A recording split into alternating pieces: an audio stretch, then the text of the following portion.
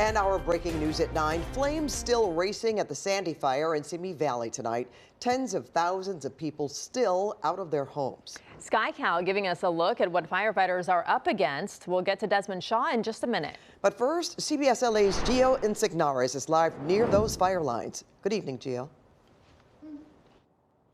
Pat, Rudabeh, good evening to you both. That's right. I was just looking up in the sky because we could hear a helicopter overhead. That response by fire crews has been consistent and it has been intense throughout the evening. You'll notice emergency crews over my left shoulder here, and I'll step out of the way so we can show you a look at some of the flames that are still going on right now, the many hot spots that are just over the mountain over there. That's really the focus on what's been going on throughout the evening. Now, some of the good news, at least from what we can report just being here, there is not an overwhelming smell of smoke. That's the one end. And then the second end as well is that the wind has really died down, at least in just the last hour or so since we stepped outside and got another sense of our bearings out here. So you know that is certainly going to help fire crews as they continue to fight these flames. And meanwhile, neighbors still on incredibly high alert as this fire so far, according to Ventura County Fire, per their last update, has already burned 1,698 acres and is 5% contained.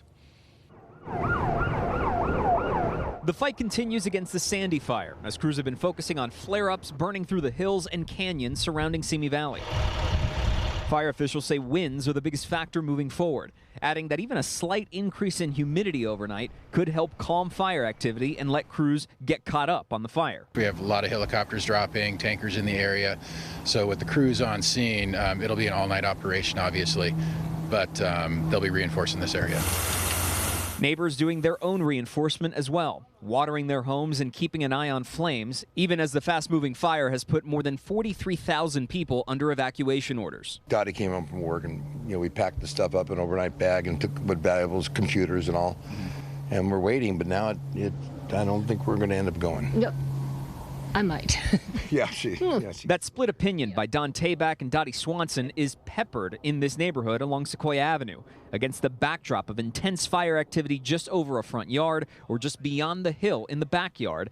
Everyone is monitoring the situation, worried about what happens next, and always alert. Because the winds are so incredibly crazy. It looked fine last night, turned around, looked again, and they were flaming. Definitely terrified. I mean, yesterday we dealt with this. Fortunately, yesterday we were only being attacked from one angle. Now it seems like we're just being surrounded with fires from hill after hill. Police reported the fire started after someone hit a rock with a tractor south of Rudolph Drive. But Ventura County Fire says it's still too early to confirm the cause. Meanwhile, neighbors are hopeful things will get better and grateful for the hundreds of personnel on the ground and in the air doing the work, even if they still feel on edge. I definitely have confidence and hope in our fire team and all the other neighboring counties that have come out to help us as well. I'm confident. I don't think anything's going to happen to these. These fire guys are amazing. And back out live here while we give you another look at these ongoing flames. And I wonder if you could still hear the helicopters overhead. We're even seeing quite a few continue their runs. That has been the most consistent and incredibly consistent throughout the entire afternoon. Obviously a lot harder to see at night, but know that that is still ongoing. So, of course, that confidence is continuing with residents, everyone we talk to. A lot of people still coming out throughout the evening to get another look at what's going on. And just for another sense of perspective, obviously you're noticing the flames directly over our shoulders here, but going back to those neighbors we talked to earlier, they also said that it does feel like it's surrounding them a little bit, at least compared to the last 24 hours, because just on the hillsides over on the other side of the street over here, we can see a column of smoke and some red in the background as well. So know that crews are just all over here in sort of a 360 angle, targeting and attacking these flames, and will be throughout the rest of the evening.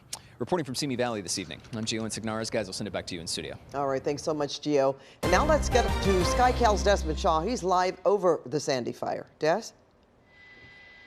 Well, Pat, if you were with us last night, I mean, this is so much worse than it was last night as the fire just continues to kind of creep out of Simi Valley and towards Chatsworth and Bell Canyon. This is just one flank of the fire. As I widen out, here is the other. I mean, last night, there was really just a couple of hot spots because the winds have died down. I think the winds were stronger tonight and haven't died down as quickly. Now, look at this plume over here. It's about to hit the top of that ridgeline and some fire roads, so hopefully that is where they can stop it. But this one over here that is to the north that we were just showing you, there is just a lot of room for that fire to run. And we only have firefighting helicopters on this right now, only 2 or 3 of them.